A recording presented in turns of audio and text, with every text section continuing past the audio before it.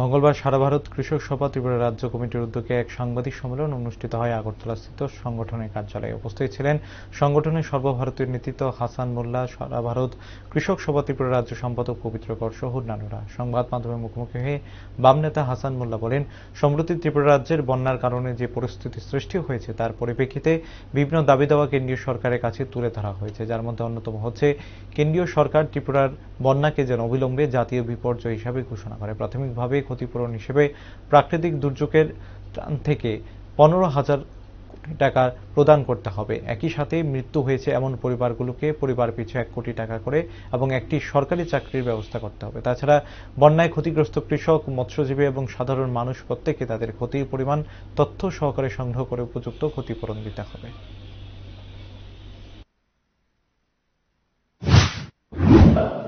তারা ঘোষণা করতে রাজি, জানি না কেন। মুখে বলছে ক্ষতির কথা, সব স্বীকার করছে আলোচনার সময়, কিন্তু রাষ্ট্রীয় আপদা ঘোষণা করার দাবি করছে না।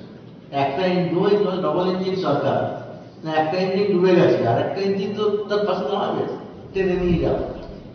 কিন্তু রাজ্য সরকারের এখানে জানি না কেন হয়তো ভয় পাচ্ছে, এই দাবি কাজ হয়তো মুখ্যমন্ত্রীকে সরিয়ে দেবে, জানি না কি ভয়। মানুষ যখন চাইছে তার প্রতিনিধি যাবে রাজ্য সরকারের কাছে। জাতীয় বিপর্যয়ের কথা 25,000 কোটি টাকা লোকসান হচ্ছে, তাহলে সেই টাকা প্রত্যেকে রাজ্য সরকার তত টাকা নেই, এবং এগুলো কেন্দ্রের কাছে দেওয়ার ব্যাপারে আমরা দাবি করেছি, আমরা চিঠি দিয়েছি। আমরাও এই দাবি দিল্লি সরকারের কাছে আরো চাপ সৃষ্টি করবো এবং রাজ্যে আমাদের কর্মীরা আন্দোলন করবে যাতে এই দাবি পূরণ হয়। এটা ছিল আমাদের একটা